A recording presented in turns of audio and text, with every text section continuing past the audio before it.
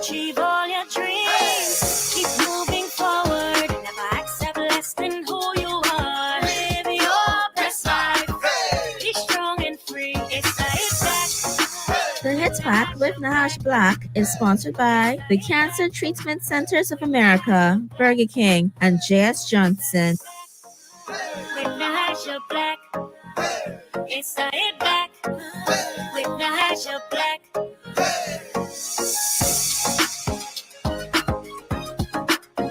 Good afternoon, Bahamas, and welcome to the Hit Back. I'm your host, Nahaja Black. It is a beautiful day here in the 242. I hope that you are doing well, taking care of yourself, and living your best life today. Listen, we got a lot of stuff to talk about today. The show is full. I got my good friend C.A. Newry as my co-host today. I want to welcome him on the show. C.A., what's up, buddy? It's always good to be on your show, Nahaja. Thanks very much for the invite. Happy New Year. It's my first show with you for the new year, so I'm excited. Yeah. I am excited. But let's see what the new year has brought for us. I'm wishing best wishes to you and your endeavors. I'm wishing best wishes to the government, the opposition, and to all Bahamians in general. This is a year of work. Yeah. No time I like that. Up. No time for slapping up.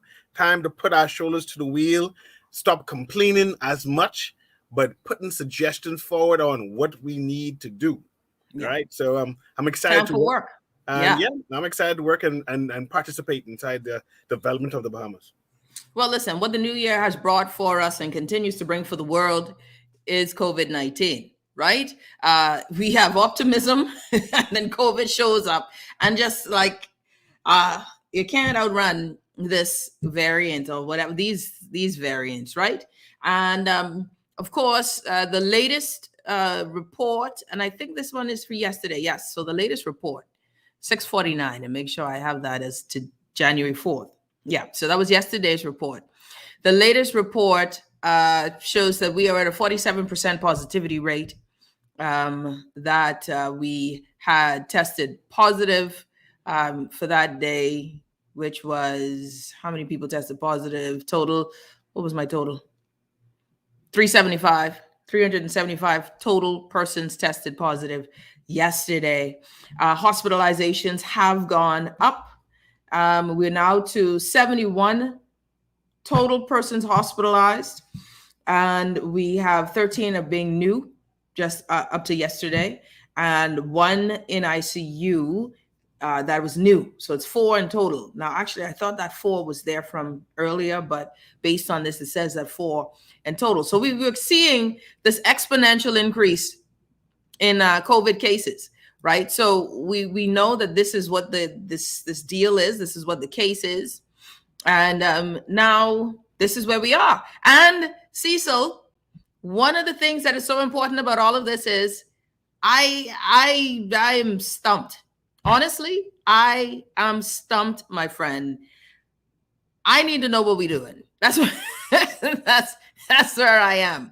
What is the plan? Are we doing what Israel is doing? Are we doing what the UK is doing to some degree?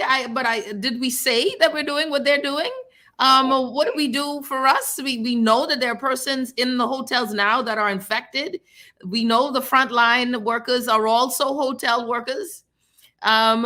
So what are we doing, Cecil? Your thoughts before I bring on my guest. And I'm not sure what we are doing, but we're definitely doing something. I'm sure that we're doing something, and this is what we need to investigate and hash out. The current theme is we're trying to deal with the increased numbers, make sure that our hospital is not become overwhelmed, making sure that we have adequate nurses and support staff, doctors, and making sure that the general public is aware of the regimens that they should be taking if they are tested positive. I think that is our current plan right now, making sure that we are not overwhelmed by this new variant and variants in general. So I'm embracing that as the current plan, right? I'm moving forward with that as the current plan. And I will continue to push the powers that be, the Department of Health, the minister himself, the competent authority, to enunciate such, to make sure that all of Bahamians are aware of that. This is our current plan, and this is our way forward. And which is make sure that the hospital is not overwhelmed, make sure that we have a regimen in terms of medication and how to make sure that you don't get completely sick and become overwhelmed by the COVID in general. So this is what I'm going to be pushing for the next couple of days, right? Yeah. That's my official plan, and I am assuming that is the national plan. Yeah, and that's the thing. It's the assumption of what is the plan. One of the things that I thought was interesting, and if you're just tuning in, you're listening to the Hit Back with Nahaja Black, Guardian Radio 96.9 FM. CA Newry, my special co-host today. Special guests joining me are Dr. Dwayne Sands, former Minister of Health, former Member of Parliament for Elizabeth, joining me on the show today. And I do believe aspiring candidate for chairmanship of the Free National Movement, Dr. Dwayne Sands. And also, go ahead. You see, I was going to interject. Would it be fair to ask the former Minister of Health, the former MP for Elizabeth, what is the national plan? Would it be fair him being the opposition and not involved in the planning or anything, whether he's aware of there being a national? That's my question right now. No, that's a great question. I want to know what his thoughts are on that. Also, he may know something that we may not know. Well, he's Dr. Dwayne Sands, right? You feel like Dwayne knows everything. Also, we have joining us when we talk about the economy and COVID. Special guest of the show, CEO Fidelity Bank, Gowan Bowe, will be joining us as well, CA. So we got a stacked show for us today as we continue on the 999,000. Is that no? That's I did numbers just now, like former members and present members of Parliament. Our 9,999th variant of the conversation of COVID and the economy. Get it? Did you get it? Yeah. Thank you. All right. So I would say this before we get to our guest. Here is one of my thoughts on this, Cecil, is that so I'm reading up now, right? So I'm reading up and I'm following what, God help you if Boris Johnson, and this is a personal opinion, but if Boris Johnson is doing something and you're saying, okay, is this the strategy? This is the premier of the United Kingdom. And then we have Israel, who's doing something very interesting that you and I discussed this morning when we were talking about the Ministry of Tourism, saying that if you're vaccinated and traveling into the country, that you do not need a RT-PCR, that mandated RT-PCR test is no longer required, but that you may provide an RT-PCR test and or rapid antigen test. And that is quite confusing.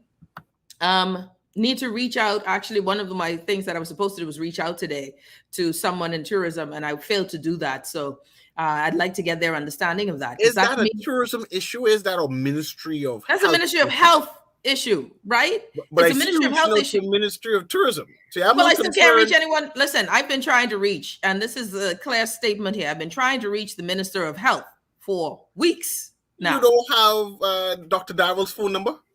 I've been trying to reach the Minister of Health for weeks now, and I've not gotten a response. So that is an honest assessment. I'll tell you now, it's clear as day. I'm hoping that someone will have him respond to my I'm starting to be concerned, but because you get other people's phone number to come on your show often and talk about COVID, but the Minister of Health, you don't have their WhatsApp number to say, hey, are you available today to give them a statement? I don't rate.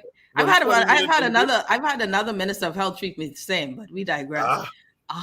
You're seeing commonality now. I'm seeing some kind of trend. I'm not saying, but I'm just saying I've felt this before. I don't know. Some type of way. Just a little bit now. Yeah. I'm feeling a certain way, But I'm going to get you Darville's number. Well, you go right ahead. Just work on that, please, because I have reached out and I haven't got a response. So now I feel like my people in tourism may respond to me because they have been responding. Tourism loves you. Tourism loves you. Tourism are my people.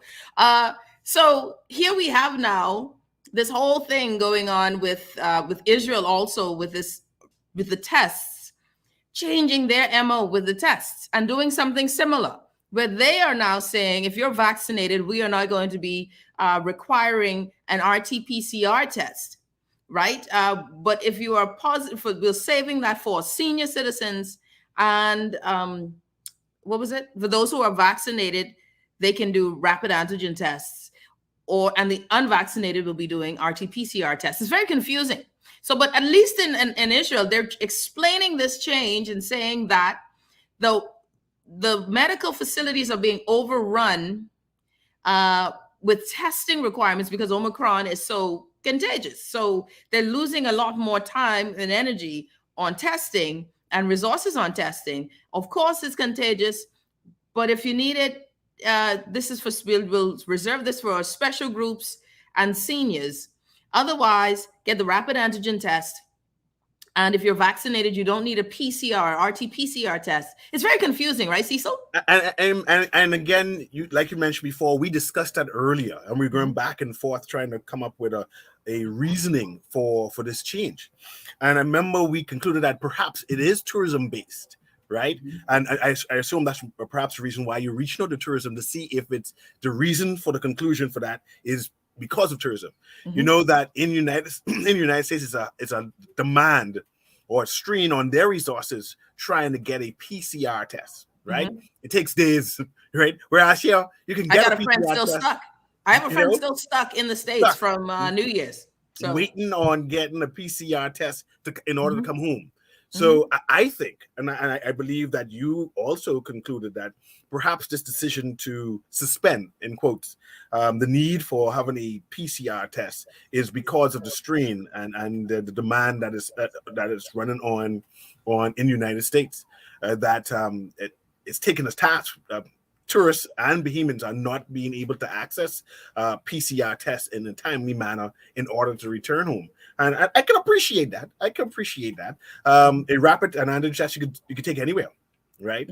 And to present it in order to come in country and whatever else happens afterwards.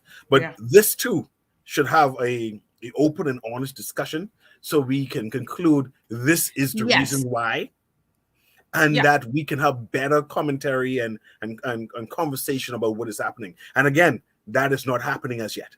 Yeah, well, we do have a lot of talking, but it isn't one of those things it needs to be, in a very easily absorbed manner. But we're going to take a quick break. When we come back, Dr. Dwayne Sands is joining us. Someone says, I get juked to death with vaccines and boosters, and still I'm not free. Need all kinds of expensive paperwork to walk down the street. Where's the new day? I have a good question I want you to ask Dwayne Sands too, by the way. Well, listen, he's joining us on the other side of the break. But why I gotta be the bad guy? Why I gotta be the bad? Because it's gonna be the bad guy type question. Well, listen, let me just, Dwayne, you want him on? You just let me know on the side. You're listening to the Hit Back with Naja Black, Guardian Radio. We'll be back after this.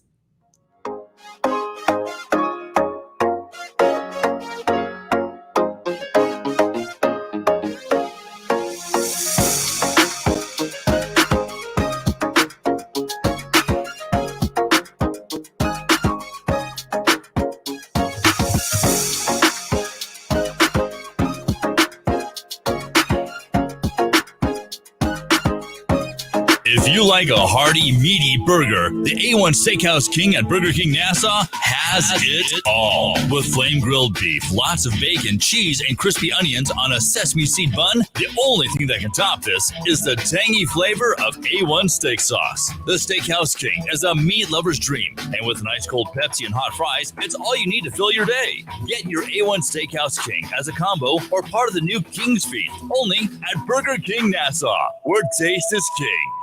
When I got prostate cancer, my family didn't know if I was going to live at Cancer Treatment Centers of America. Within days, I got an appointment. They presented me with treatment options, and they set up a robotic prostatectomy. When my scans came back, there are no signs of cancer. They don't see you as a number, they see you as a part of the family. I'm going on with my life. It's a real gift. Call us at Cancer Treatment Centers of America. This is Guardian Radio, 96.9 FM. Fresh news, smart talk, all day. It's the Hit Back with Naja Black. It's the Hit Back with Naja Black. It's the Hit Back. And we're back. You're listening listening to the Hit Back with Nahaja Black, Guardian Radio 96.9 FM. Special friends, C.A. Newry, co-host joining us. And of course, our special guest today, Dr. Dwayne Sands. Doc, how are you? Happy New Year. You know, I got that thing. So, you know, it's a serious thing, boy.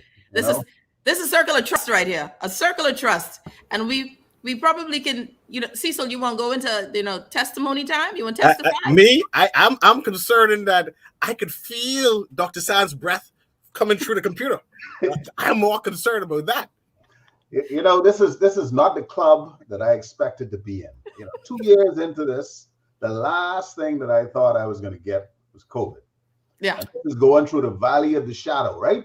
And that leads into my first question, Dr. Sands. Just making sure. I'm just waiting to get rid of my question. So let's let you know. Yes, I get swing. All I can say is sitting down to a nice Christmas meal and boom. That's probably when it happened. Yeah, I think that's what it happened for me too. These nice Christmas meals, and it is what it is, because someone made a very interesting statement to me earlier today and made me laugh. Said Dwayne Sands get joke up like dog. That's my point. Still has COVID. You know, Dr. Sands talking about booster. He said every booster he could get, he's going to take it. Not just one, two. See? Two. But you know, I am grateful that I am still here to laugh about it and to talk about it. Yeah. And you know, a lot of people will say, "Boy, you know, he take all them shots and he still get COVID." Well, but we can talk about it. We can laugh about it. And I think that is what is so important. Yeah. So you know, if I'm a testimony, amen. Amen. You get your shot. How many times have you been positive, Doc? I know this has been tough for all of you frontline workers. It's been really difficult with so many right now. We have so many persons who are within the medical fraternity who are out. Nurses, doctors, orderlies, everyone is experiencing this now. How many times have you found yourself in the line of duty? This is the first time. And my feelings are really hurt. Honestly, my feelings are hurt. Now, if you ask me how many times I thought I had COVID, 6,348 times, right? You know, you cough twice, you say, boy, let me go get a test. Yeah. Test come back negative. You feel good for about a day. Then you go again, right? Mm-hmm. But this is the first time. And, you know, as you know, my mother had it, my sisters had it, my entire office staff at some point in time have been infected with COVID. As a matter of fact, we now have to shut the office down, and this has nothing to do with me. And this is a big problem with businesses in New Providence in particular, but all around the Bahamas, that it's going to be very hard to keep commerce going if we have this degree of COVID spread, community spread. And it is widespread. It is rampant community spread right now. You know, listen, one of the things that I like here is let's have this discussion, right? In terms of this community spread and Omicron itself. Now, you've made some very strong comments, and that I always love you for, Doc, is that you're just straightforward, very candid in what you see and think. And you mentioned in, I think it was yesterday or day before yesterday, that if you got shot today, this is not a time to be in the hospital if you got shot, because we barely have anyone. Really, staffing is a challenge. We're back here again. What are you seeing with Omicron? Along with that being a challenge with staffing, but what are you seeing on the ground? Well, let's deal with the 800-pound gorilla in the room. We think this is only Omicron. True. And we assume that at our own peril. But who said that Delta went away? So everybody hoping the Delta gone and that this is the mild form of COVID. And so we've had creep. Remember? Oh, the cases are up, but no hospitalizations. Mm-hmm. Oh, and now, well, the hospitalization's up, but not too many people in the ICU. Mm-hmm. We don't know what percentage of these cases are Omicron, what percentage would be Delta, or whatever variant. And I'm not suggesting for 1 second that we got IHU in the Bahamas. I think we should mention that purely in passing. Mm-hmm. But What is happening now is that if you imagine best case scenario and being able to mount a response, and then you cut out 15% or 20% of your healthcare workers in medicine and surgery and nursing, in portering and housekeeping, now you have a problem. You have a serious problem because you don't know how you're going to staff the emergency room and how you're going to staff the surgical theaters. Sometimes you may have one person show up to work when you need six. And that is the problem right now. As mild as we may say Omicron is, it's still taking people out strategically so that they can't work, so that they cannot. How will we maintain civil society over the next week or 2 or 3 when we're having a 14-day rolling average of 250 cases a day? And in the last week, almost 2,000 cases. Yeah. And that's one of those things where when this all started, and I remember when we were talking about it as mild. Now, Cecil was on the ball. Me, I was trying to live in a space of denial because I have reached a place where, Doc, if I could just imagine that things are back to normal, I would do my clicking of heels and just fake it. But obviously it's not the case. Here is where the challenge comes in, right? Because math just makes sense to me. Now, one of the articles I was reading said, oh, well, Omicron is it is 40% less deadly than Delta. Then there was another one saying it is 80% less deadly than Delta. But let's just go with 40%, Doc, in just math. Even if it's 40% less, that means that there's still that 60%, with it being more contagious, that 60% that remains of it in terms of its deadly nature, right? When we do the math, we should anticipate exponential challenges within the healthcare sector. So there should be, just in the math of it, with how we deal with it, we cannot take it lightly.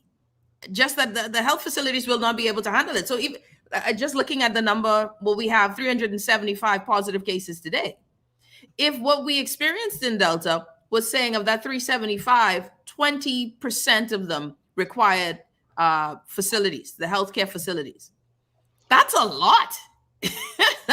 If just 20% required it in Delta, which was 10% would be 37.5, 20% would be somewhere when you're 70 odd plus. That's a lot of people who need healthcare facilities today and might need to be hospitalized today. Then imagine tomorrow. Then imagine the next day. Then imagine the day after that.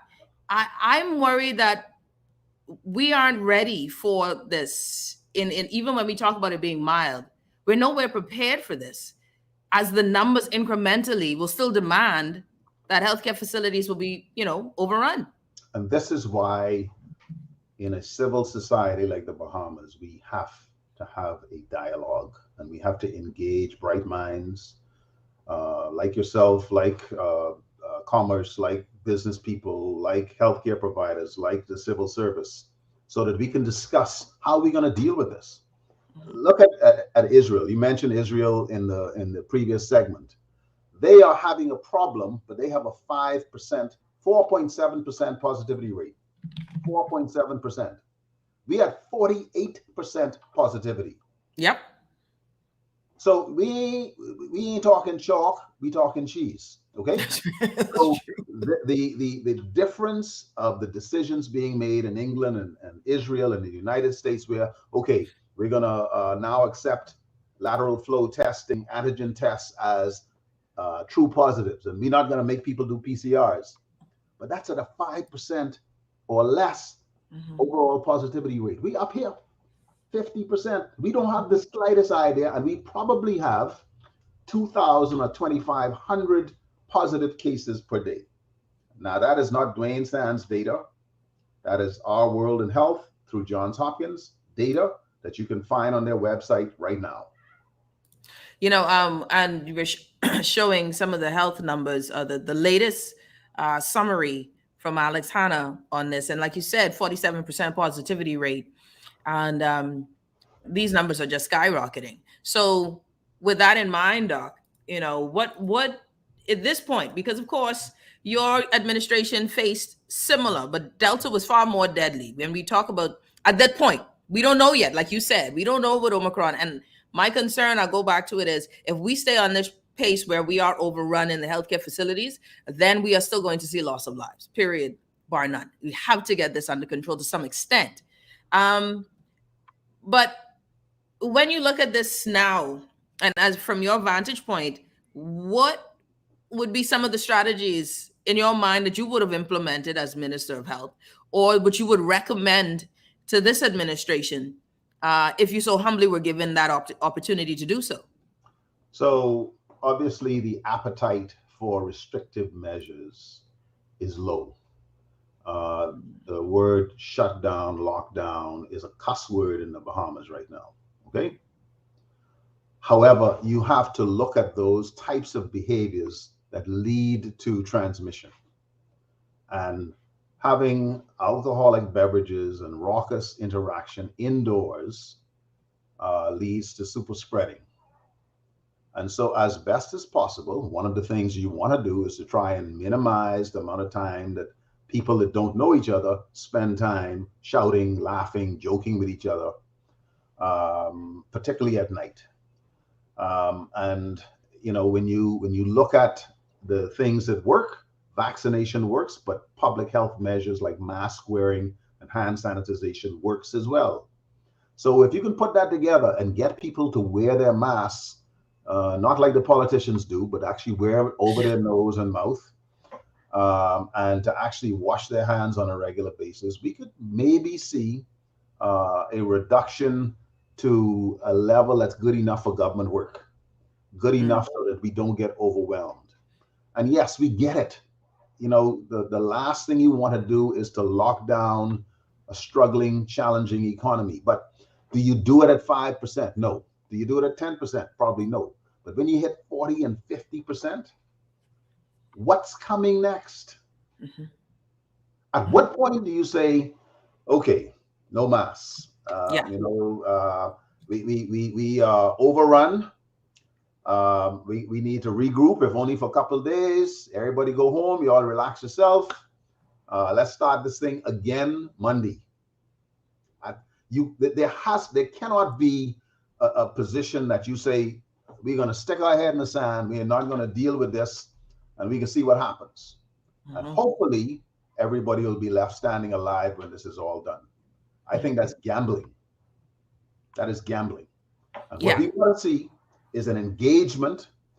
Show me the data. What is being recommended, and on what basis might you pull this trigger, and might you pull that trigger?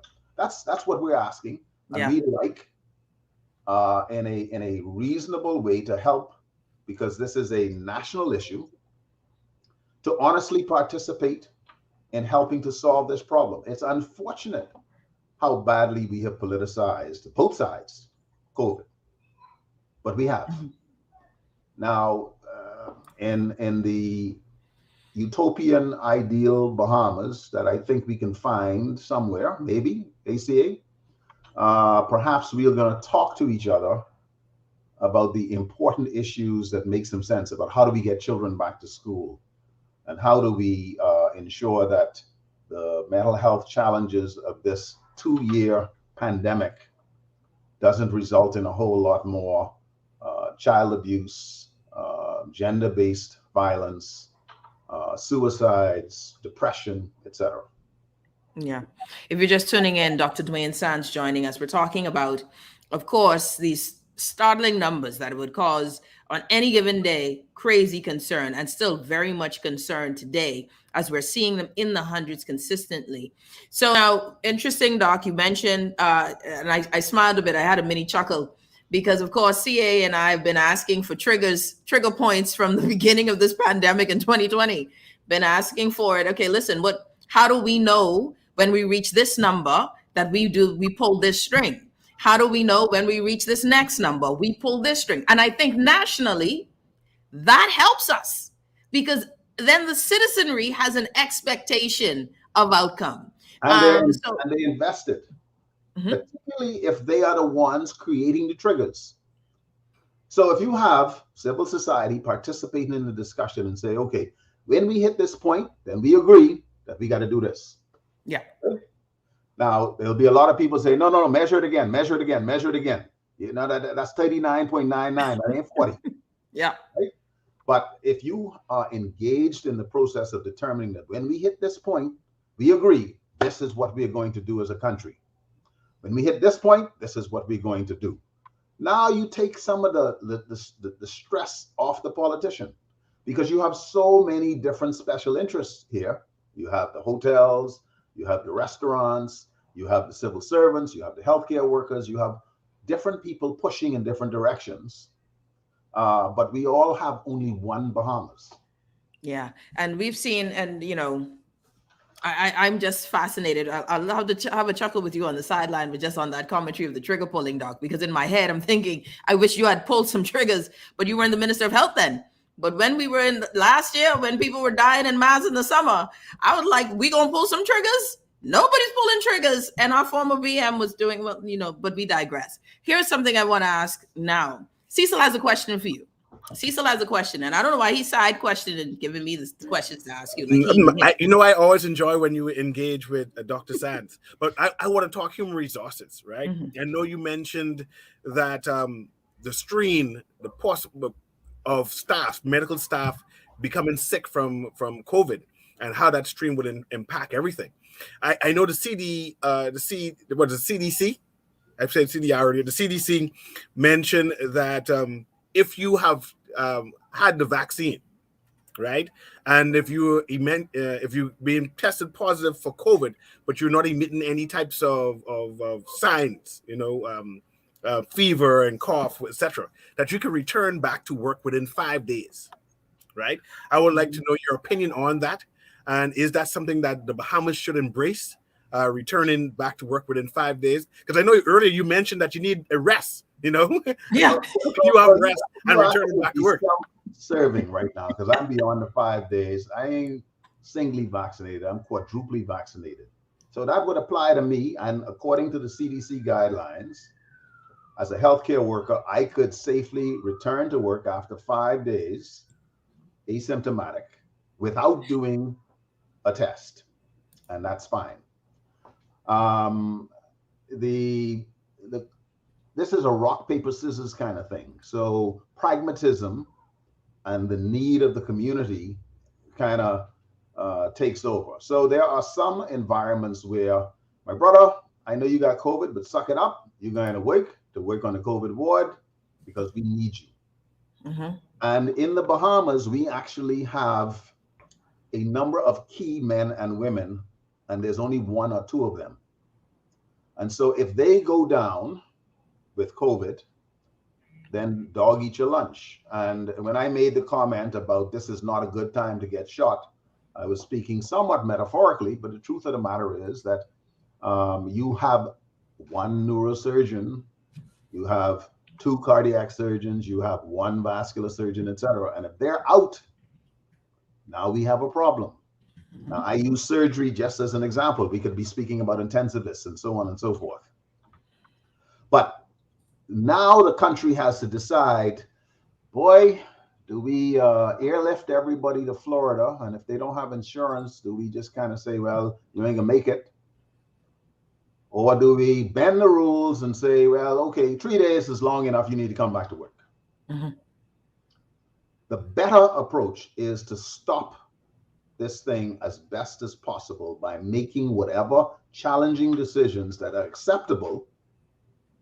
Come up with a compromise that says, okay, yes, we'd like to keep the party going. We'd like to keep the money pouring into the treasury. We'd like to make sure that these businesses that have suffered for so long have a banging holiday season. But we can't keep doing this. Let me ask you something. Sorry, just on that note, Doc. If this, based on what we're seeing, but we know that we don't have the test yet, which is always an issue when we talk about COVID, because we're always lagging behind with data, with how we address this. But by all measures, or by all hopes and accounts, based on how quickly this thing is spreading, is it safe to assume that it's Omicron that is the dominant strain in country at the moment? I think that's a reasonable assumption. Okay. So then, sorry. If you look at the clip of cases in the Bahamas, we are at about a 50% of the historic highs that they're seeing in the United States. Okay, they're up to 1 million cases a day. Based on our population size, we're about half that clip, which means that we are among the leaders in the world in terms of Omicron or in terms of COVID cases. But you know, this is not a good place to be right now. Go ahead. Well, but I have to ask this question because we do know that so here's the question or the challenge that I have when we have this discussion. And I'm happy that we're having this discussion with you as a former Minister of Health, just recently a part of the former administration. So you've had a chance to deal with this from your side, policy-wise, and now we have a new government dealing with it policy-wise. The one consistent in the middle is the citizenry who was always affected by decisions from either side, right? So I have to ask this question. What was stated by the World Health Organization is that lockdowns have not been necessarily effective. One of the challenges that I had was that we somehow, somewhere in this conversation of COVID, stopped talking about flattening the curve. Like we just stopped talking about it altogether. There's no more discussion on it. When there were calls for a lockdown in the heart of Delta, we didn't do it. Now there's this concern where we're watching with other countries where they're talking about Omicron and saying it is milder. That's an assumption based on what they've seen. I don't know. And that's my thought there. But it is more contagious. How will locking down stop the transmission if community spread is at its highest? And we've seen or heard reports that in locking down, we actually are affecting people because they're trapped now indoors with someone who's COVID positive.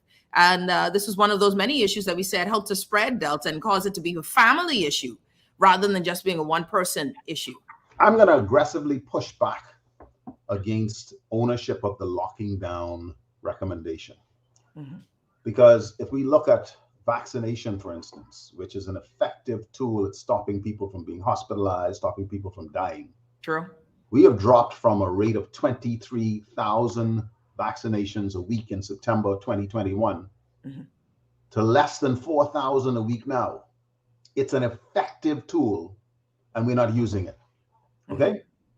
So there are many things that we ought to be doing in the Bahamas right now. Boosters are effective tools against death and hospitalization and it's effective with Omicron, and we're not doing it anywhere near at the level that we ought to. As the citizenry, I agree, because I think now we reach our hesitancy. Not just the citizenry, it is where is the government's push? Where are the public service announcements? Where are the educational campaigns? Oh man, okay, hold on now. That's on my show all the time now. That's one thing I can say. They pay good bills for me because they always, by the way, I haven't heard one. I got to check, see what happened. But normally that's a consistent over the holidays for sure. Okay. But now I think too, where are we in this vaccine push? Because I think we're pretty much now in this is a percentage of people who ain't planning on taking those shots. Like I got the folks on my timeline right now who will go to God. They ain't taking shots, Doc. They going to God. And that's where I think the creativity needs to come in, because we've seen incentives, right? We've seen the incentivizing by the Fox Foundation. I think all of that money done run out, but there have been some, some tries. So I agree with you though. It saves lives. If you don't have the oral therapies, as you only have limited access to some of the intravenous therapies as we do, and certainly the Omicron's response is different than Delta and Alpha, you kind of have to say what works. And, my brother, I know that you don't really want to do this, but you can't have it that you ain't doing this and you ain't doing that and you ain't doing the next thing, and yet you want to stay healthy. So the case has to be made in a compassionate, understanding way, and we got to keep going at this so that we can kind of creep up, so we get above 50%, then to 55 and 60, and hopefully get as far as we can with real numbers, because at 140,000 people vaccinated, that is not 50% of the total population. Let me ask you this question. Oh, sorry, go Cecil. I wanted to ask Dr. Sands, would he make a case to have the public service as a mean work from home because of the increase of the number of cases? I think we have no choice. We're going to have to, as I said, my office, I had to shut my medical practice down today because we have a number of people infected with COVID, and we need to let this thing settle down. The same is going to be true in customs, Royal Bahamas Police Force, the Defense Force, etc. And wherever possible, remote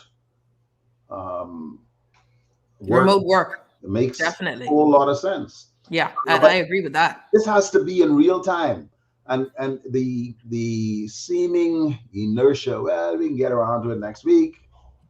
We can talk about this next Friday when this thing is exploding. It's not just burning a little bit; it's exploding, and there is no proportionate national governmental response. That's the problem. And I think that we should be, I actually think government offices should be working remotely, and any office space that is able to work remotely. I really do believe so, that we should have businesses trimmed down for a short period of time. But then we go back to one of the main issues that still is prevalent. Where do people quarantine? Where do people quarantine? Where do poor people quarantine? Where does not an average middle income family, where the single mother has to take care of the children, but she got COVID whilst working in the hotel? These are systemic social ills and problems that have to go through. I remember one thing, Doc, and CA, if you're just tuning in with us, Dr. Dwayne Sands and CA Newry joining me. I remember when we were in some time when we were talking with furloughed workers and COVID, and I was saying, we need to protect and save lives, right, Doc? And the lady said, listen, I will risk COVID so as to avoid homelessness. And I would risk death to avoid homelessness. And these are the decisions that people are making every day, weighing the pros and cons. And so your thought on that? Yeah, I mean, ordinary people are having to make some very, very basic existential decisions. If I get COVID and it turns out that I didn't get it at work, I have to now take vacation time or unpaid leave. Mm-hmm. Well, what you're asking me to do is to lie, eh? Either I am going to tell you I feel fine and I can thug it out at work and risk infecting the entire office, or I could say, well, it was on the job, because you are asking me to now take a pay cut that I cannot afford. Mm-hmm. And so what we now need to do is to recognize that for many people, if you're going to say to people, stay home if you are not well, then you cannot penalize me for doing that. Mm-hmm. Mm-hmm. Yeah. And, it brings up so many other questions on the weight of these decisions, right? Because again, I remember calling and saying, we need to lock down, we need to do something. And this was even when we were seeing, I think the most traumatic season of my life as a Bahamian, apart from what Dorian did, was what we were seeing and hearing with Delta in the summer of last year, coming down to September. And now we have all of this anxiety. I could tell you everybody who's caught COVID got anxiety. Every single person who catches COVID, all of a sudden dead nervous, Doc. And what we still haven't heard in this process is the external or the outpatient treatments, the out of hospital treatments for COVID. And, I'm finding that we still don't talk about it. We still don't talk about, are there alternative options before I get into the hospital needing hospitalization? What can I do to treat my symptoms? And when we start talking about natural options, people get shut down really quickly. Well, again, we dropped the ball there.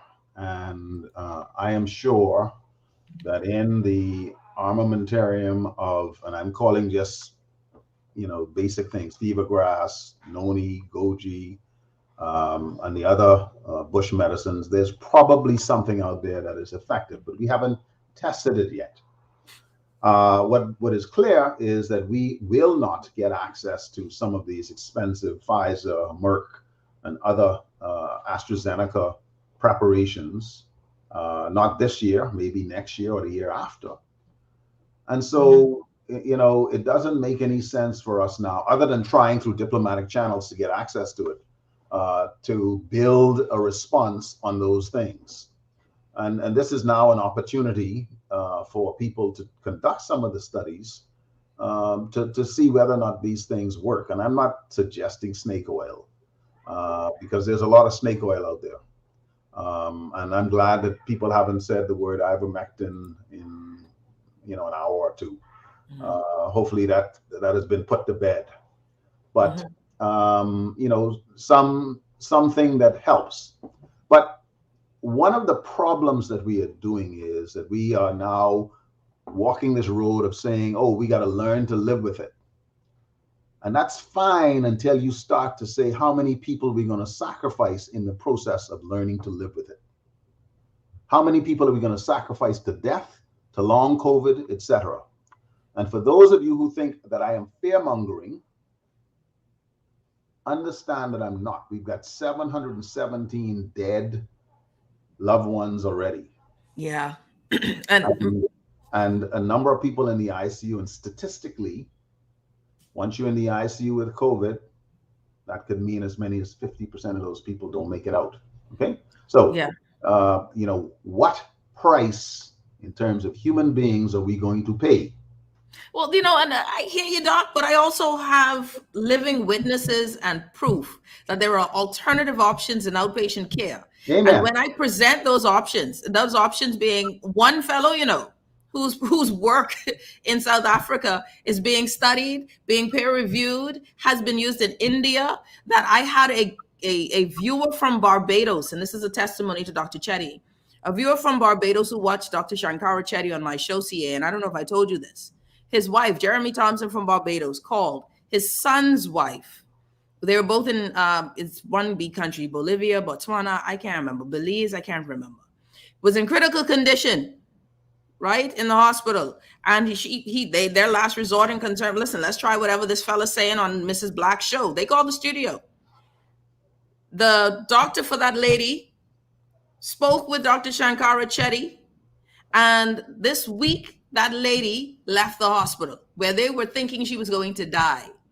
My point is, we are talking vaccine, and I understand that it is a treatment option like others. We are still getting infected. We are still running this risk. But why is it that, for me, that's my frustration, Doc. I don't care how people think I sound. I might sound crazy. But if I'm watching someone who has had over 10,000 cases, has not had any deaths in his work as a physician, just studying the virus, dealing with his patients, why is it so difficult for us to say, perhaps we need to look at other options or listen to other people? Because 717 dead means that what we're doing is still failing, Doc. I can assure you that certainly the allopathic, osteopathic, naturopathic physicians, nurses, etc., are looking for something that works. But the scientific process is rigorous. And if it doesn't meet the muster, then hey, we're going to look beyond, because there are many people selling whatever. But this one ain't even a sale. My thing is, when I say selling, proposing, suggesting, or doing. If it is truly effective, I believe that it will be adopted. It'll be picked up by the mainstream. And contrary to a very convenient view that there's this international conspiracy where all healthcare workers are in with big pharma and we want to make sure that people stay sick so we can make money, is rubbish. Okay. Yeah, I doubt it. I doubt that's the case. I don't believe that any physician, especially ours, are interested in making money. Our doctors are our people, so I get that. I get that all the way. CA, your thoughts? I want to talk about community spread. Clearly, we have a problem with that, and I need some ideas to combat that. Is this something that we control or police our borders? close our borders altogether? Is this something that we limit the amount of persons in traffic commuting the streets? What can we do in order to control this community spread that seems to be happening? Well, we have said that it makes some sense to determine who is coming into your country and what COVID status they have. And certainly the shorter time frame from the time that they test until the time they enter the country, you're more likely to get a representative idea. We have suggested PCR testing as opposed to antigen testing because of the increased sensitivity. We understand how hard it is to get any lateral flow test, antigen test, PCR test anywhere in the world right now because of Omicron. But that doesn't mean that because it's hard that you shouldn't do it.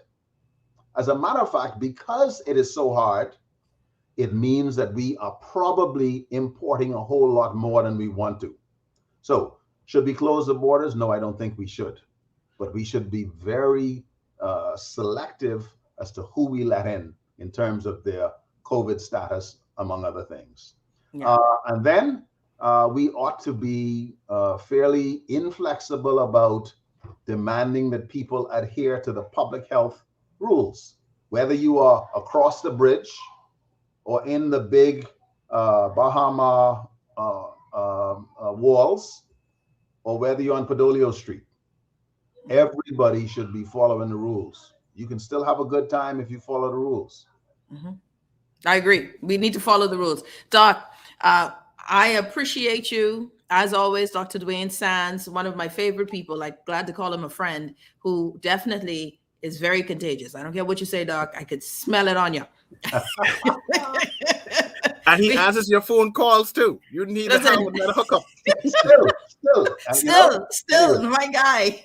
Happy New Year, and Same all to the you. best to you guys. Take care. Listen, thank you so much, Doc. Dr. Dwayne Sands, CA Newry, as always. We're going to take a quick break. When we come back, we've got another great guest for you, Dr. Gowon. I mean, say doctor. All of a sudden, I made Gowon a doctor. Gowan Bowe will be joining us, CEO of Fidelity. We're going to be talking a bit, though, about the economy side of it now. What should businesses do? What should we be doing? Even with this taxation of moving from 12 to 10%, I want some answers there as well. You're listening to The Hit Back with Nahaja Black Guardian Radio. We'll be back after this.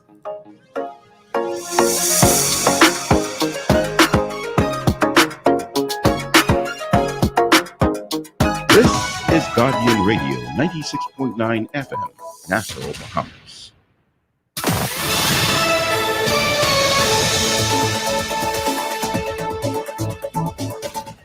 Good afternoon. I'm Jashina Robinson, and here's what's topping the news at this hour. Free National Movement leader Michael Pintar calling Prime Minister Philip Davis short-sighted for taking lockdowns and curfews off the table as viable options to curtail escalating COVID infection rates. Mr. Pintar stopped short of recommending both measures, but said decisive action on government's part is vital. Two men who allegedly forced their way into the home of businessman Andrew Wilson over the weekend have been charged. 28-year-old Dominic Stewart and 27-year-old Randy Williams, both of Garden Hills, appeared before Chief Magistrate Joyanne Ferguson Pratt today in connection with the December 30th incident. They face charges of armed robbery, kidnapping, and money laundering. The men were not required to enter pleas to the charges and were denied bail. Magistrate Ferguson Pratt advised them of their right to seek bail in the Supreme Court. She adjourned the matter to March 30th for the presentation of a voluntary bill of indictment. The country marked a dismal milestone last night, the first murder of the new year. The fatal shooting occurred on Coconut Grove Avenue shortly after 9 p.m. Two lucky individuals walked away from an airplane crash in waters off Chubb Key near the Berry Islands. The flight originated from Florida's Opa-locka Executive Airport. The United States Coast Guard rescued the pair. The passenger reportedly sustained some injuries. And officials intercepted a Haitian sloop this morning in the area of Barry Tarry Exuma, carrying 55 migrants aboard. The 46 men and 8 women were detained and processed. That's a look at some of the stories we're working on at this hour. I'm Tashina Robinson. Stay tuned. AP News is up next. A looming anniversary. I'm Tim McGuire with an AP News Minute. Some 700 of those involved in the attack on the Capitol have been arrested and charged, and some convicted. Now, a day short of the one-year anniversary of the riot, Attorney General Merrick Garland. The actions we have taken thus far will not be our last.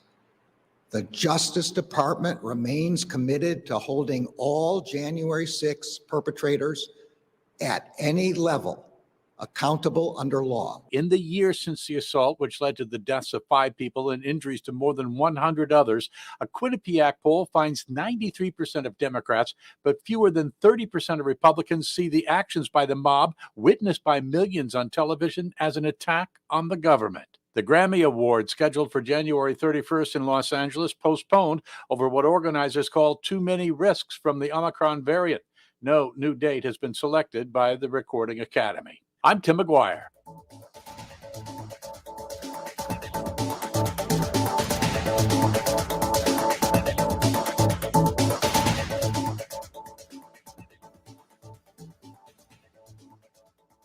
This is Guardian Radio 96.9 FM. Fresh news, smart talk, all day. It's the hit back with the hash of black. It's the hit back with the hash of black. It's the hit back with the hash of black. It's the hit back with the hash of black. And we're back. You're listening to the Hit Back with Nahaja Black, Guardian Radio 96.9 FM. I got my good friend CA Newry joining us. But special guest, CA, first of all, let me just make sure I see the CA. Always a pleasure having you on, buddy. You see that? You see how I'm making you feel good today? Yes. I am famous and I'm blown up. Like people can see me. Yes. Clear. I appreciate that. Here for you, buddy. Here for you. But we got to bring on another special guest. A gentleman who is highly respected, and I also call a friend of mine who has taught me a lot in this past year and a half for sure.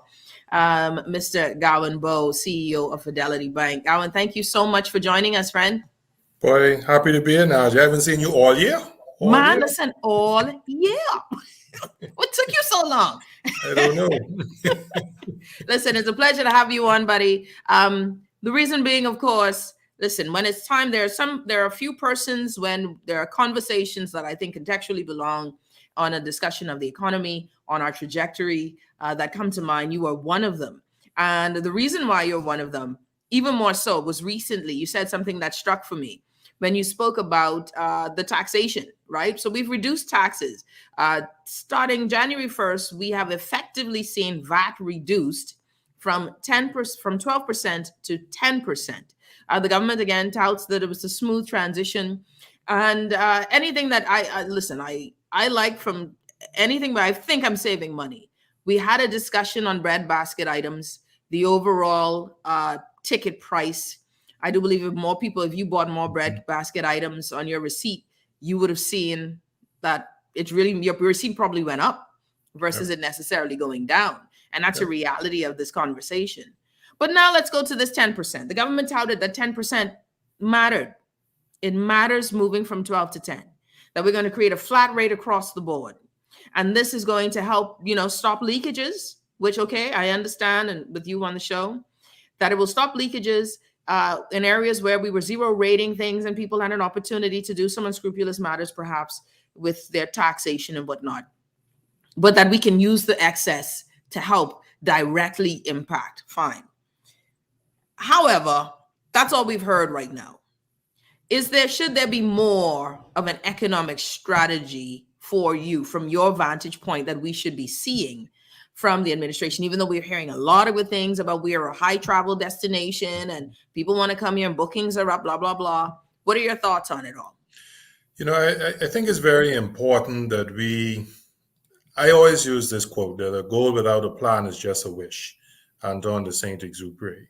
And the reason why I always come back to that is if we don't have a clear vision of where we're going, what course we're taking, what elements along the road will help us to identify markers and milestones to see where we're going, how do we ever really know what we're doing and whether or not the initiatives that we start to implement are achieving the goals set out.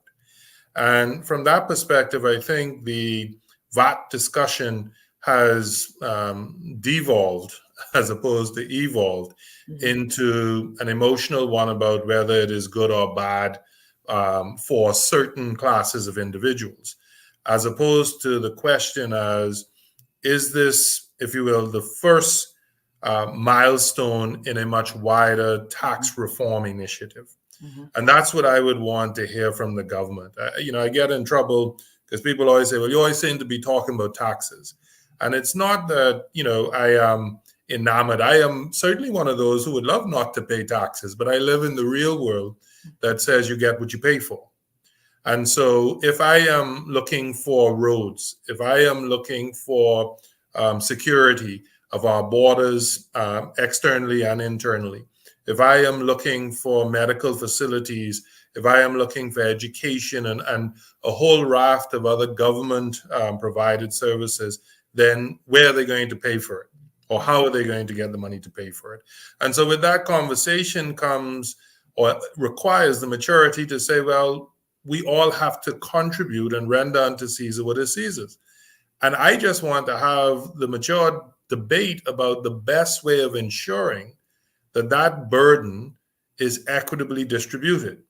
And, I would say that the VAT conversation is what they speak about newspaper being today's newspaper being tomorrow's trash. The reality is we have already done away with VAT going to 10%, meaning it's already been put in place. The excitement around it by the end of this week will be done. And we are not yet at a point where we have sufficient revenues to generate a balanced budget or surplus. We are still in a regressive tax system because the burden is unduly placed on those who are least fortunate amongst us. And we have still not removed ourselves from the crosshairs of the international community as it relates to us as a tax jurisdiction. So whatever our tax system is, the reality is the 2% move, I am one who supported it. You know me and you've spoken about it for the very reasons you started to articulate. But ultimately, I don't think that's the end of the game. And in my opinion, it is wholly inappropriate to say that any tax system is off the table. Most importantly, income tax. I agree. And so to me, I agree. The reason why I say that so emphatically is this, that we need to stay away from what I'm going to call politics in formulating our fiscal strategy. That yes, I know it is unpopular to speak about taxation. However, I think it is far more unpopular to drive a country into shambles and collapse. So it is more important to say, listen, we need to have the uncomfortable conversation about taxation. And it's only uncomfortable because people look at it as saying, well, I don't really want to pay no more because I already feel in the pinch. And, that is, I think, a very reasonable position to have.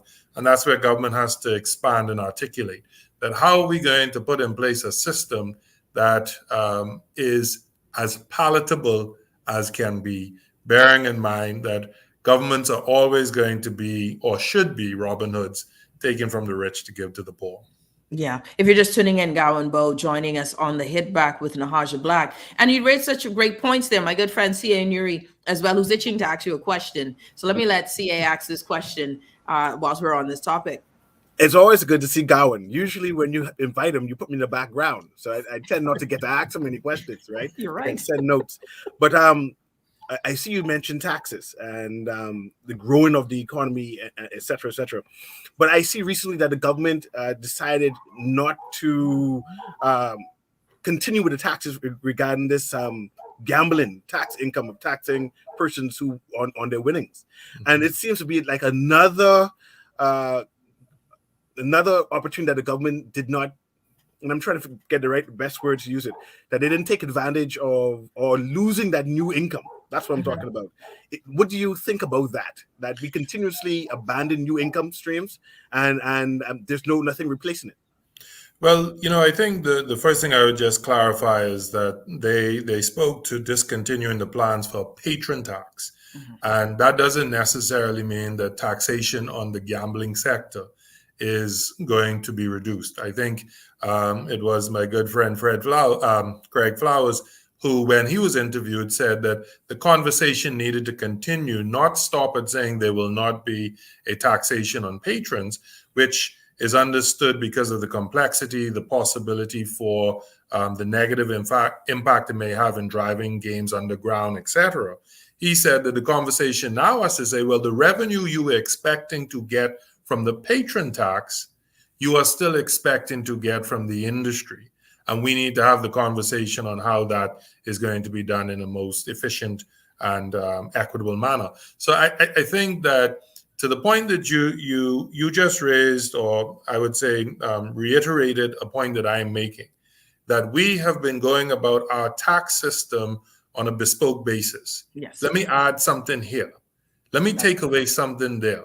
Then a year from there, well, let's think about this here. As opposed to saying, well, why isn't it that we're starting from a blank canvas, knowing that we have an existing system, but saying, if we had our wishes, what would be most ideal? And what does that require? That requires study. We started this initiative back in 2015, the Bahamas Financial Services Board with Deloitte and Touche, where it was looking at studying tax systems around the world, looking at the pros and cons, the operating effectiveness, and what ended up happening to it. It fell into the background. And every couple of years, each administration reignites the conversations, and we're going to study tax reform again, right? So it's almost like this is the sort of David Copperfield, right? Watch my left hand whilst my right hand is moving. And, we're saying we're going to study this. And then we make definitive statements like, well, we're not considering this. Well, then that means you're not studying because you've already closed your mind to something. And so when we look at it, we have a number of avenues of opportunity in the Bahamas. We have a tremendous amount of foreign visitors to our shores. We have a tremendous amount of financial services opportunities that exist within the financial services sector that just needs certainty, clarity, and something that they can hold on to for the future, as opposed to saying, well, if there's another blacklist, what's going to be your reaction to it? Because if you don't have a plan, a course of action, an actual course charted out, every time that there's a bump in the road, you get knocked off course, and you don't even know if you got back on course.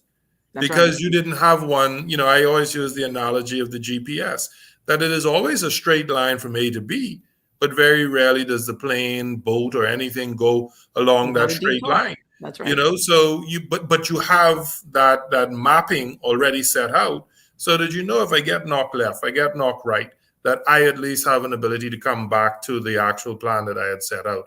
And so I think the conversation over taxes needs to take the emotion out of it. It needs to start from saying that government is not in the business of making a profit. Government is in the business of break even, right? Mm-hmm. But we need to emphasize break even, and we need to draw that to people's lives and say, in your household, if you spend more than you are earning, what do you have to do? Borrow. Mm-hmm. But when you borrow and you reach a certain point, what happens? Default. Mm-hmm. Then what happens after default? Then your whole life implodes, because now you lose the comforts and the normalcy that comes along with being responsible in your fiscal affairs within your own household. Mm-hmm. So the government has to take the same approach, that we have to say that we're not in the business of making a profit. It is not intended to profit off of any class of individual, be they upper income, lower income, middle income. It is intended to fund the very services that we as the citizens demand. And I think that's the important part, that it goes back to you get what you pay for. And I think it's so powerful. If you're just tuning in, CEO of Fidelity Bank, Gowan Bowe, joining us. What is so powerful about that is that it is embedded or placed on I think, Probably more than 2 tiers, but in my mind, 2 tiers fundamental to government: competency and trust, right? And the challenge that we have is that we doubt that there's either with any government that comes about. So even with a statement like that, there must be strategic documentation, a very valid plan that can be presented to the Bahamian people and say, we say this and we mean this, and this is what proves that this is our plan of A, B, C, and D. I think we're not interested in any more spoken words. We actually want some things that are charted, that you can measure, that will show us strategic results. Let me ask you this, Gowon. Of course, now we are in this COVID era, right? Mm-hmm. And COVID has presented its own challenges to us, where fiscally we have found that those things that could ride out before, we can't ride out anymore. So where we were deficient in our ability to manage a country fiscally, that season is over, and it was proven even in Dorian and leading up, and even before consecutive administrations. I think we can go back as far as 2000 starting now, how we have just increased our debt exponentially. However, businesses want to stay as businesses, right? Businesses want to keep churning. COVID says, well, you got to churn with me. Omicron, as the dominant variant, is wreaking havoc. People are sick. Departments are sick. Floors and hotels are filled with COVID positive people. How do you reconcile business and COVID? In your mind, as someone who deals with the business, you're a CEO, how do you reconcile the two? The first thing is not becoming too optimistic or too pessimistic. And by that, what I mean is you can only deal with the circumstances in front of you. But what that does mean is that the experiences that you've had to this point in time, you have to learn the lessons. So I'll give as an example. When COVID-19 first hit, and you had the announcement, country shut down, you're in lockdown, but we have some essential services. Whether you were ready or not, you had to figure out how to operate. And most businesses adapted in some form or fashion. Remote working, internet access in a secured manner, curbside, delivery, all of the mechanisms that came about. So as a business, you have to start looking at what I'm going to call the tactical steps that you took in order just to stay open, to now embed them as strategic initiatives so that you're always ready for it. And I'll give the example. We have some what we would consider essential within the bank. One of them being card services. So people take for granted that your debit card and your credit card, it works no matter when and where you pull it out. So we realized that, they're a team, but they work in close quarters. So we need to make it such that when we need to, they can move into not so close quarters. That's right. Even if it means that others within the bank, right, are not going to have the same flexibility because of the security features that are necessary to ensure that their bandwidth, etc., are able to operate. So when we had to do it last year, we've already set up that when Omicron started and we started seeing cases, our cards team were probably the ones most comfortable by saying, we have mobile devices that have data plans, that have laptops that are connected with VPN, that allow persons to go into their homes in an environment that is meeting regulatory requirements for cards and still continue to service customers. Now, is it the same as sitting across the hallway from your colleague and bouncing ideas off of and, camaraderie and the social spirit? No, but it allows you to continue. When we look at businesses that started the takeout services and started the curbside and started the online commerce and electronic commerce, these are things that how do I now embed that so that when circumstances are less than ideal, I am still maximizing the opportunity in order to transact. And so I think that what we should not lose sight of is that Omicron and COVID before it, or if you will, its predecessors, Delta and all of the original ones, were teachers. They were lecturers. They were instructive whether we liked it or not.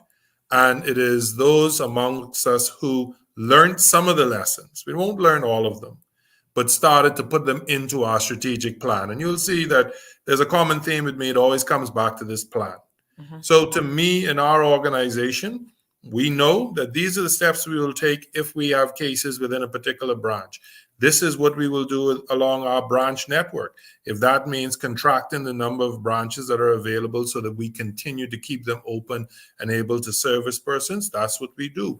If we are necessary to move to alternate means like online applications and others, we're ready and able to do that. But it's about communication and saying to persons that it is not me not appreciating your business and not being accommodating.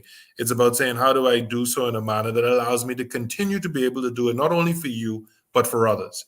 If I am irresponsible with you, I may be in a circumstance where I'm not going to be able to provide it for others. And that's where businesses are. But I think the practical reality is that one of the harshest lessons to be learned is you have to develop a war chest. You have to have financial resources or access to financial resources that you can draw upon when shocks take place. Let me ask you this, because good, you segued perfectly into my next question, because you said your resources. What we found and what we still know to be true is that smaller businesses are suffering the most in COVID-19, right? So you of course, you represent a bank. You are the CEO of a bank, right, Gowon? And also you were the president, if I remember correctly, of the Bahamas Chamber of Commerce. So you know about businesses across the country. And I'm curious, with all of this though, what do you suggest when there isn't a war chest, when I barely made it? What is a strategic plan that I could have where I'm just happy to have, my small crew of myself and 2 other people back to work? What are your suggestions to those type of businesses? I use the acronym IPD, right? Information, prioritization, and discipline. Very often, small businesses are just like households. They don't have a full appreciation of all the information they need to have. And by that, I mean, who are my customers? What's my price elasticity? Meaning, can I increase prices without losing customers? What's the demand for it? What's my cost structure? Do I have multiple sources of inputs? So whether that be vendors of goods and services that I need to access, have I leveraged payment terms with them? Because for them, it is far better to have a sale that may not get paid for 30 days than have no sale at all. However, I have to build a track record that says that I'm willing to extend 30 days credit to you. So, am I looking at my avenues for financing? Have I looked at what my possible business enables me to leverage? Meaning, do I have inventories that I can pledge? Cash flows that prior to this, I would have always just seen as going into the till and being for the shareholders. But can I look at cash flows that I can present to lenders, whether they be financial institutions directly or private investors that may want to look at different instruments? Do I know all of the instruments that are available? Bonds, preference shares that say I can actually grant equity in my business without relinquishing ownership. I can actually sort of allocate a specific return to individuals. But a business has to have all of the information at hand. And that's not me preaching now. That's me saying that if you are without that information, whether you realize it or not, you're flying by the seat of your pants. Yes. When you have that information, you're now in a position to actually negotiate and in a position to access things that may not have been available to you. And very often you hear the cry about, well, there is such a limited access to capital. But that is often accompanied with a lack of appropriate documentation and prospectus to even attract the capital that is available. And so, during the time of COVID, hopefully businesses, when they were in I'm going to say less than busy periods, were starting to accumulate this information. Once you have information, then it then comes down to prioritization. What is it that I must pay? What is it that I must have? I must have inventory. I must have a crew of individuals to help me get it out of the door. But it doesn't mean that I need all of the superfluous expenses that I may have taken on board. So if I have proper accounting records and proper details, I can start to look at where is it that I can be most efficient. That's not making any assumption that you're not already at the bare minimum, but it is saying, are you able to look at, before you were running air condition, now they want you to have the window open anyhow, right? So your light bill is up because of air condition. So now you need some of them big, big super duper Lasco fan that blow in wind, right? If you are looking at the days and the hours are now during the day, then what you're looking at is saying the lights and what it is that I am taking on board. But if I have produce and I have meats and I have things that need to be chilled, etc., I need to have those actual items up and on and running. When I look at the opportunity with my staff, how is it that I look at there being a buy-in to the business by saying that, can I pay you a base and, if you will, defer payment by giving you an equity interest in the company?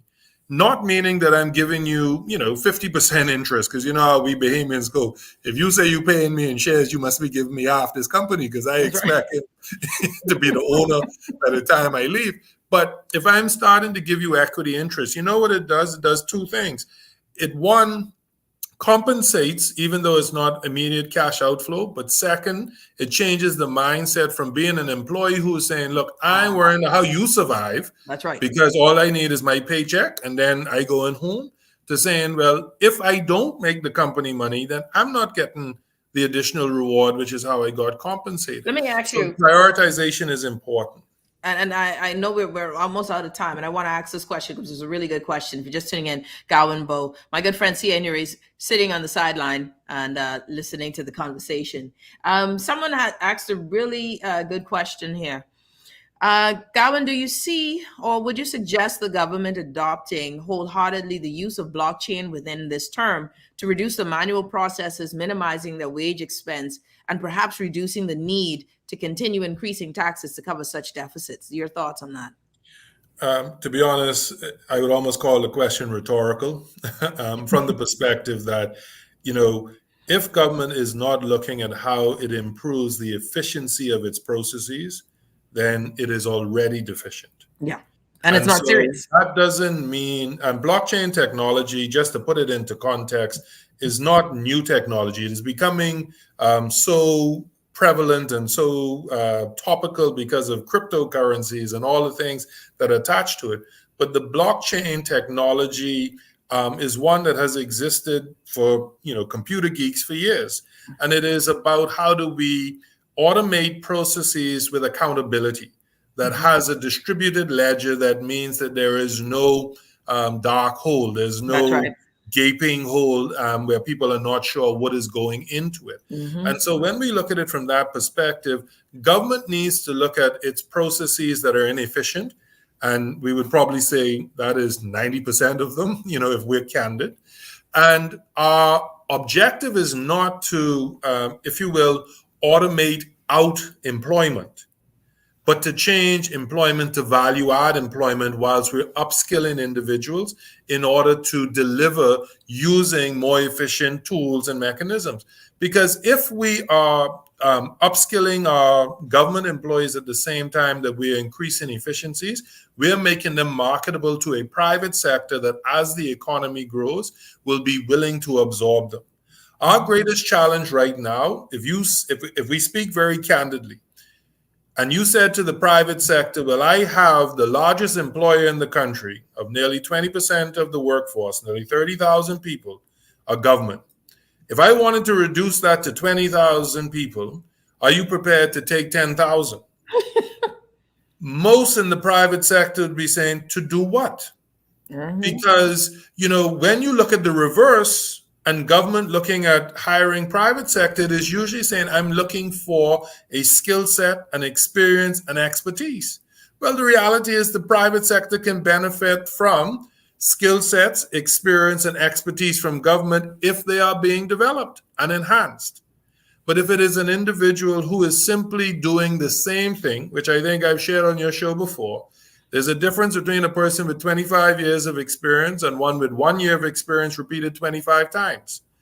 If we have the majority of persons being 1 year of experience that they repeat 25 times over versus 25 years of experience, then we are not, if you will, enhancing the quality of our public sector workforce.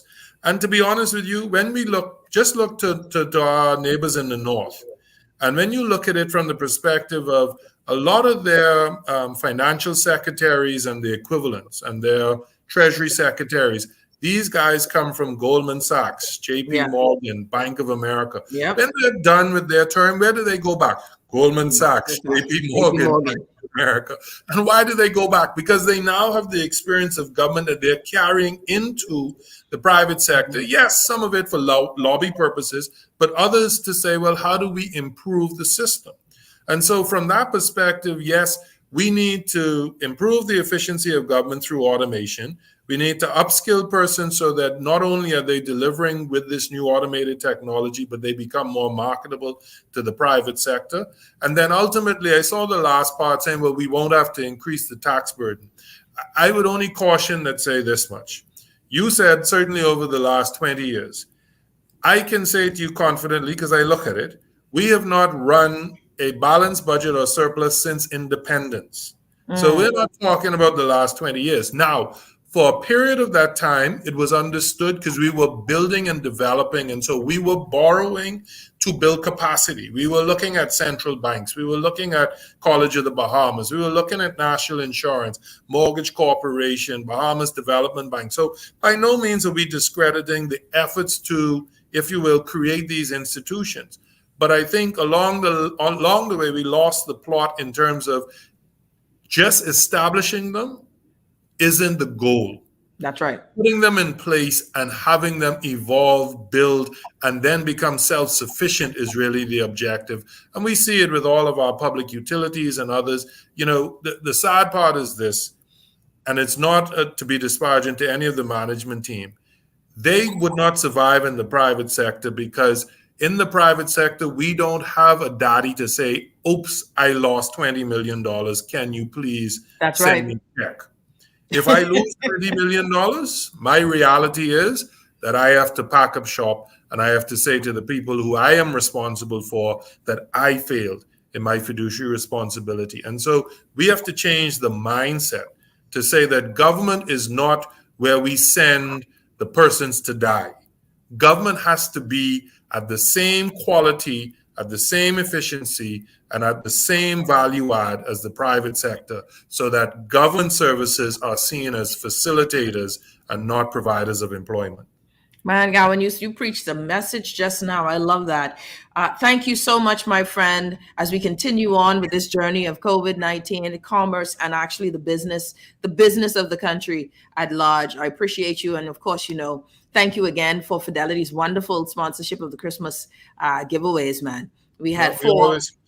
Always gonna be with you. And I see you promoted me to doctor.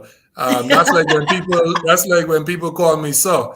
I tell them until I get a knighthood, I ain't that old. So I can tell you the same thing. I don't want one of those honorary doctorates. So I'll stick with Gowon, and you know how we go. You stick with that, man. Listen, you ain't behaving. I could give you at least 2 honorary doctorates. I didn't know a lot of people who got them. Thank you so much, my friend. I appreciate you. Always a pleasure. Take care. Right. You're listening to The Hit Back with Nahaja Black Guardian Radio 96.9 FM CA. We got to take a quick break, but I want to get your thoughts on everything that we've discussed so far. COVID-19 with Dr. Dwayne Sands and then Gowan Bowe. We'll be back right after this.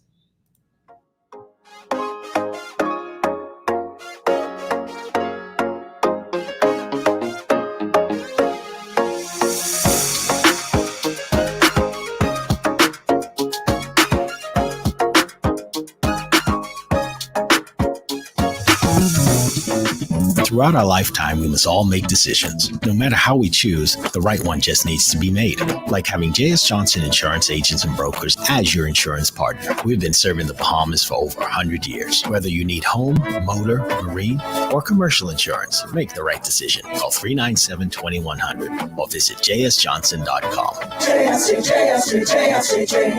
Johnson Insurance. Peace of mind. When I got prostate cancer, my family didn't know if I was going to live at Cancer Treatment Centers of America. Within days, I got an appointment. They presented me with treatment options, and we set up a robotic prostatectomy. When my scans came back, there are no signs of cancer. They don't see you as a number, they see you as a part of the family. I'm going on with my life. It's a real gift. Call us at Cancer Treatment Centers of America. This is Guardian Radio 96.9 FM. Fresh news, smart talk, all day. It's the hit back with Natasha Black. It's the hit back with Natasha Black. It's the hit back with Natasha Black. It's the hit back with Natasha Black. And we're back. You're listening to the Hit Back with Natasha Black, Guardian Radio 96.9 FM. Hope everybody's doing well, taking care of yourself, and living your best life today. My good friend C.A. Newry joins me, of course. C.A., okay, we've had a full show filled with information that we haven't had time to digest. Dr. Dwayne Sands was on earlier.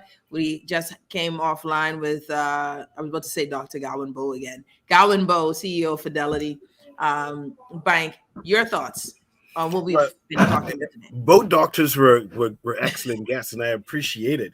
In terms of Dr. Dwayne Sands, it's clear that there's a need to have better communication with the government, and in this instance, Ministry of Health, and the general public.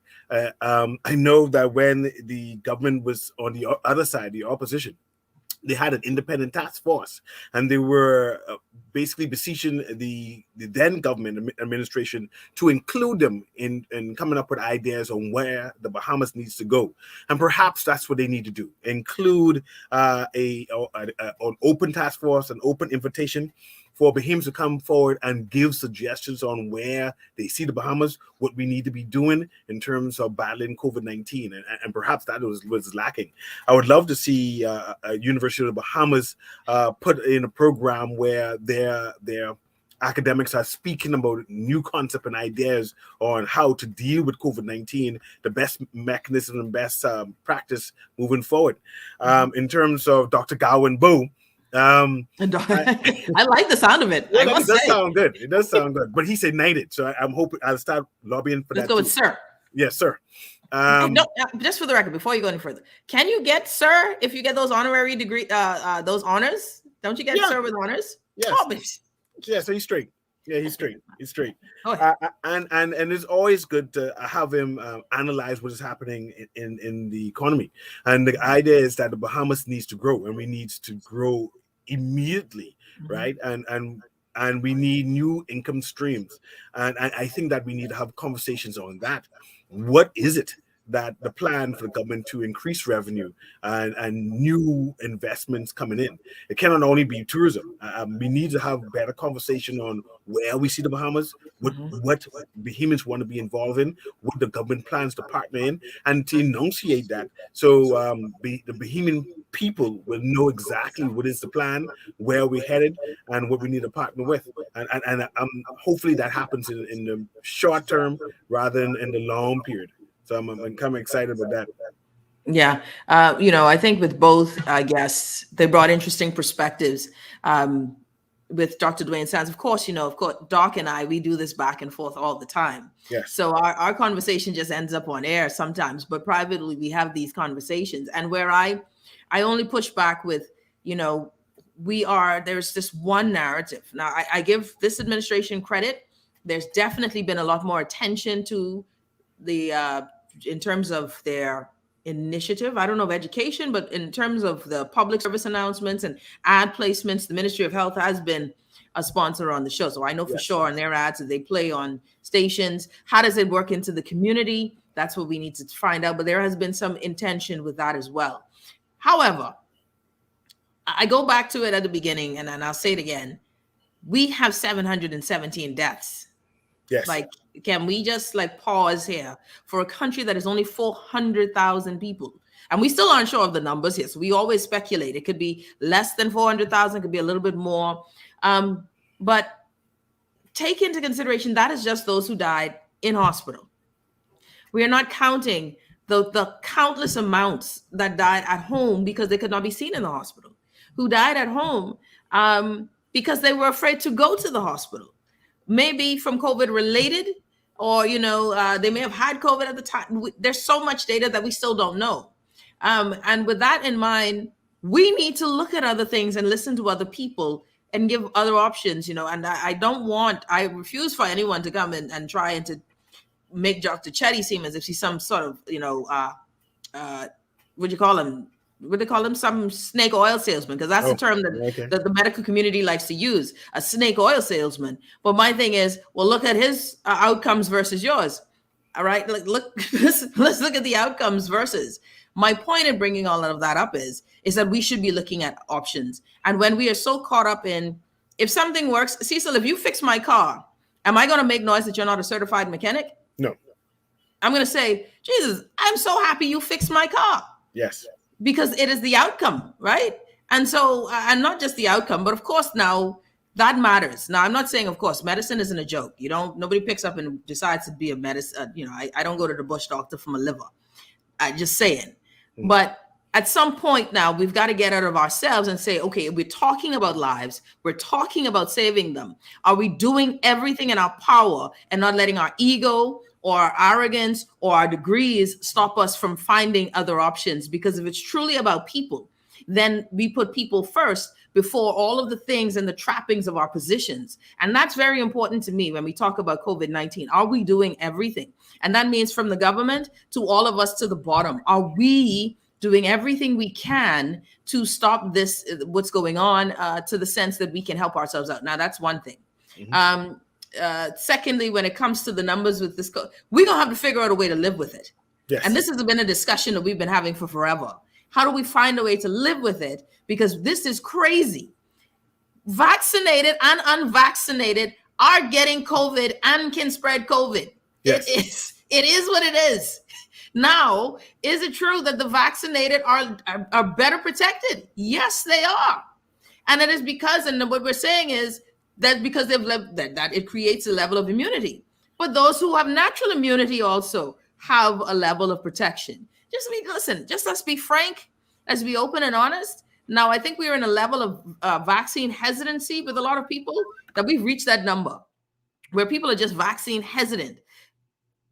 Malakia, I told you I had this joke, Cecil. One of my family members, her work was giving out these great incentives, right? Her work was giving, if you take the vaccine, if we give you 2 tickets to travel to somewhere, would you take the vaccine? And, or, if we give you this, it was great incentives. What one of my family members said? If they're giving these things out, that vaccine could kill you. I was like, oh man, I got work to your job. So it is one of those things where I think vaccinating, we're in that pool of people who just will never take it. And they're willing to risk their lives, or until someone close to them starts to go downhill, then they're like, Jesus, I need to take this vaccine. So that's one thing. And then when we talk about the economy, I'm still waiting. I've had Michael Hakitis on, and he said that he would be back on to talk about these plans. And so I'm going to get him on the show soon, because this is supposed to be these new plans of the diversification of the economy. And I heard you haven't spoken about the SPDC for a while. Small now, I know what's going on now. I don't know what's going on.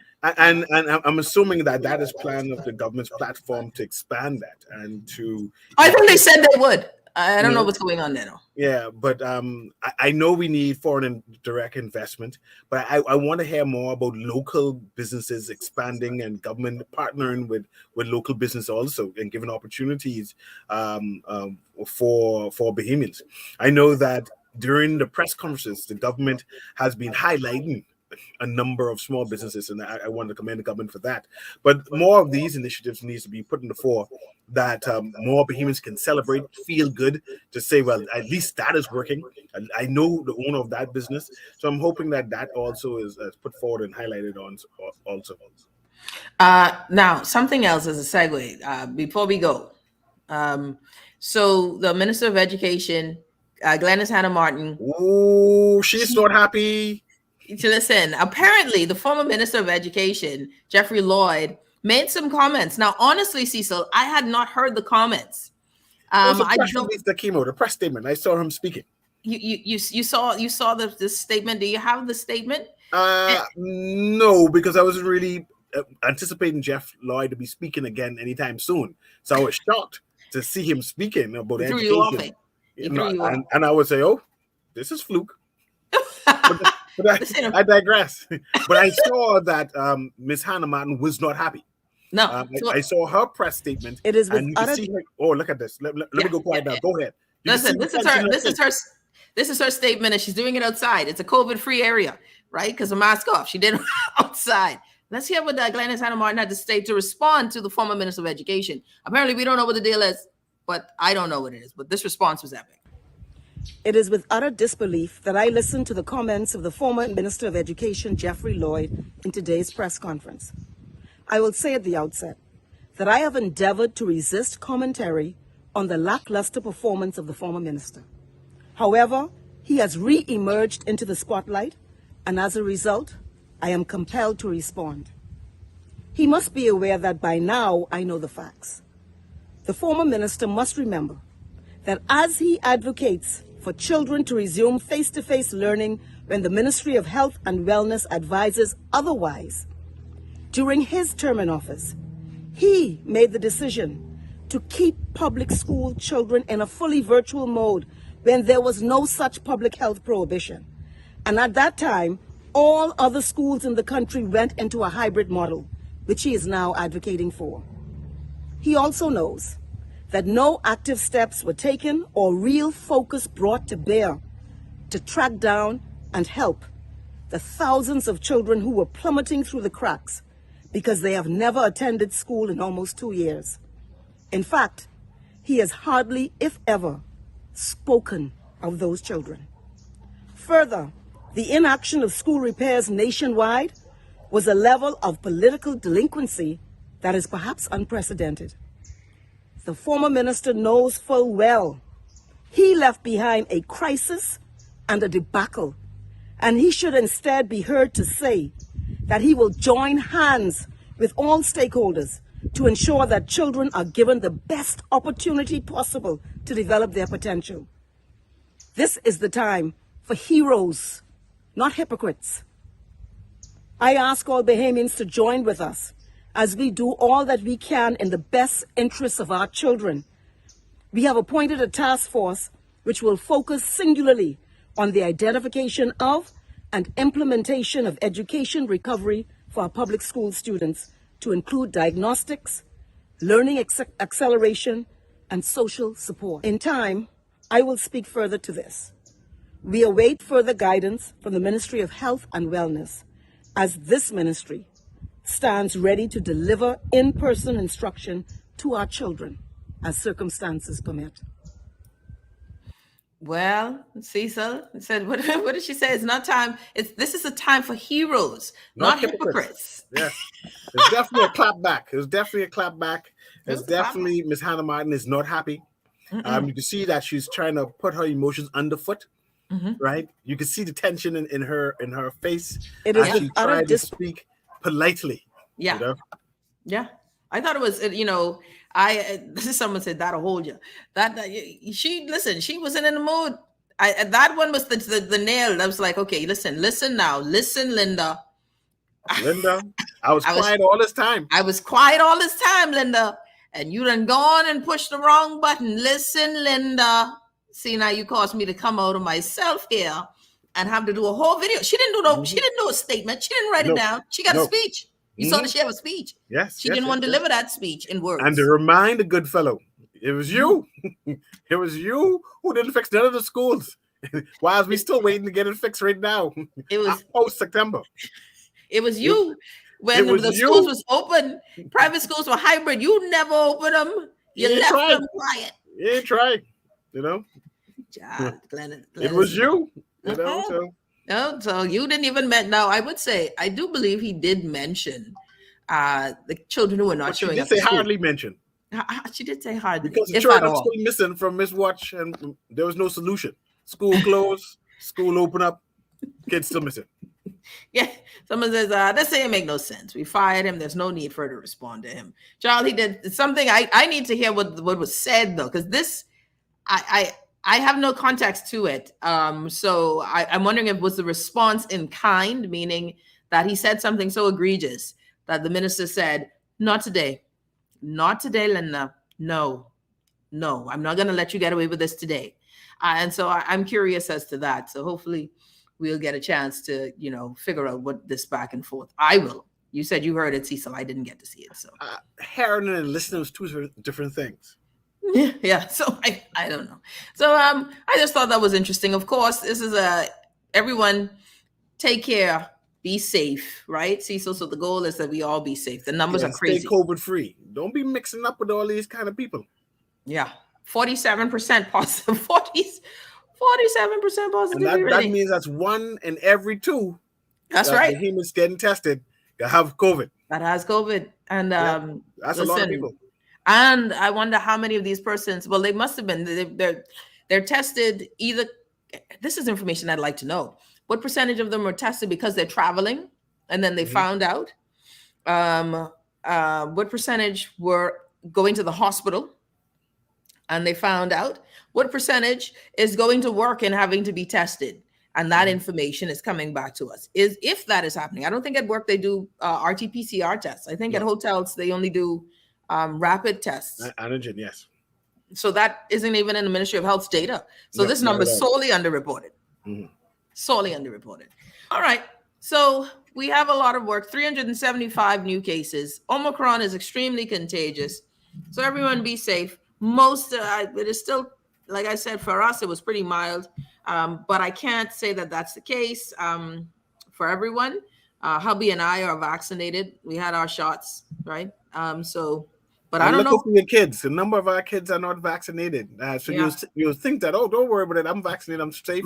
But you bring this home to your children then. My pediatrician was in protocol when I called to make sure to check up on the kids. My pediatrician well, we are locked down too right now. So everywhere you go, people are locked down. So just everyone, please stay safe and take care of yourself. Be aware of your symptoms. If you're sick, don't go out. You might have it, you might not have it. Apparently flu rona is a real thing. Yeah. I don't know. I ain't got, who got time for all of this? Anybody got time for all of this, man? This is too much work. Keep up flu rona. Alex says, the author of these are not people who are traveling because these are PCRs and you only need RAT to travel. Very good. Yeah. So, all right, Cecil, thank you so much, buddy. Appreciate you today. It's a pleasure. All right. You're listening to The Hit Back with Nahaja Black, Guardian Radio 96.9 FM. I hope everyone has a great day. Stay safe. Special thanks to all of you who are watching online, who are listening in your cars or at work. Appreciate you. Be safe, everyone. See you tomorrow.